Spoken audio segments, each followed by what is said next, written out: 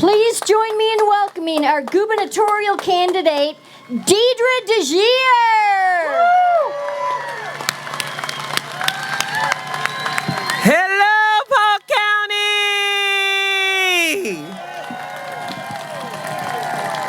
It is so good to be at the steak fry. Can we be grateful that the rain knew that we needed to be amongst each other today? It is, again, so good to be here amongst you all. Every time I get an opportunity to be amongst Iowa Democrats, it just reinvigorates my soul and reminds me of my why. But more importantly, it lets me know that I'm not alone. Y'all being here lets me know that I wasn't the only one that was excited about being in the rain today.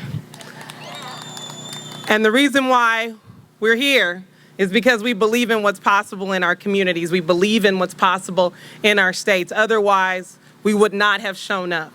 But more importantly than our belief, we're willing to do something about it. Many of you all know my story. You know, I came to Iowa by way of Oklahoma. I'm originally from Jackson, Mississippi, the scene of so many civil rights crimes in our nation's past. In Oklahoma, the home of Black Wall Street. When I came to the state of Iowa, what I found was my home, but in real life, what I found was freedom. I had the freedom to get an education. I had the freedom to start a small business. I had the freedom to explore what my path was going to look like. I had the freedom to get people registered to vote on campaigns without the fear of getting a felony or the fear of a fine. I had the freedom to go up the street to the Susan B. Knapp Planned Parenthood to get access to reproductive services. I had freedom. And now as we see it, good people, those freedoms, those pathways are getting smaller and smaller. Not just for us, but if it's happening to us, we can only imagine what's happening to the most vulnerable amongst us. But we live in a state, good people, that has been tried and true in fighting for freedom. We are not the only ones in this community. We are not the only ones in this country that believe in access to freedom. And we've shown it time and time again in our history. When we look at education, we pride ourselves in being number one. We pride ourselves in recent times being able to lead this nation, but Iowa is not new to this. Nearly 100 years before Brown versus Board of Education, when it was very unpopular, and we were probably 99.9% white, we made a decision to fight for a child's access to public education in this state. How did we do it?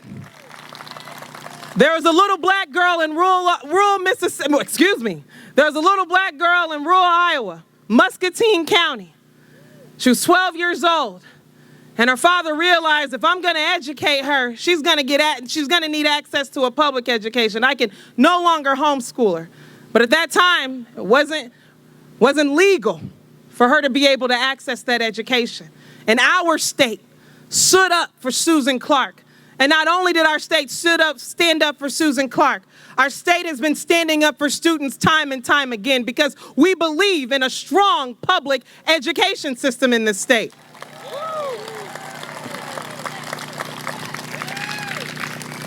Marriage equality. Woo! Woo! We're not new to this, Iowa.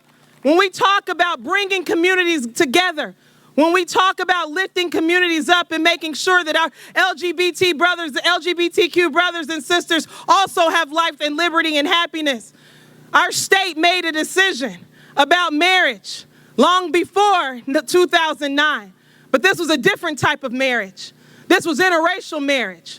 When we were just a territory, it was illegal for blacks and whites to get married, any races. And after we became a state, in 1851, our state made a decision to fall back on that policy. Our state made a decision that no matter who you are, you get to marry who you choose. And we followed up in 2009, when it was very, very unpopular.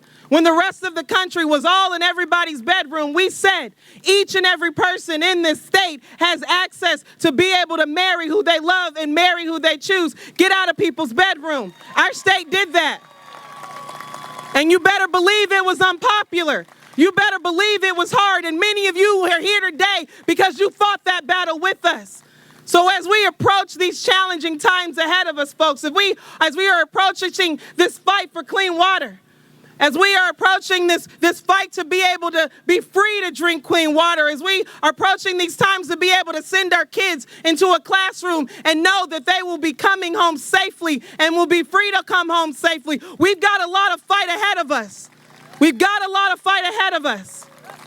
But I know that we have what it takes to get it done because we've done it before. We've done it time and time again. It is by no mistake that our party chair is an Army veteran. It is by no mistake that we have an admiral running for Senate. It is by no mistake that our Senate minority leader has 2 moms. It is by no mistake that Jennifer Converse is the first female leader on the Democratic House side. It is by no mistake that we have 3 women running for Congress and a bold man in the 4th district running as well. It is by no mistake that you have a black woman as the first person to be nominated for a statewide office in the state of Iowa. That is by no mistake. This is about our freedom. Freedom is on the ballot. And I am sure of it, folks, freedom is going to ring in this state again because I see you. I understand your concerns, and our ticket up and down the ballot is committed to each and every one of you all. If my story is possible, all of our stories are possible, and we are going to tell America what we're capable of once again. Let's win this race. Let's take on November. Let's set our students up for a more prosperous future. Let's believe in Iowa again, as our good Ross Wilborn says. Thank you, Polk County, for being here.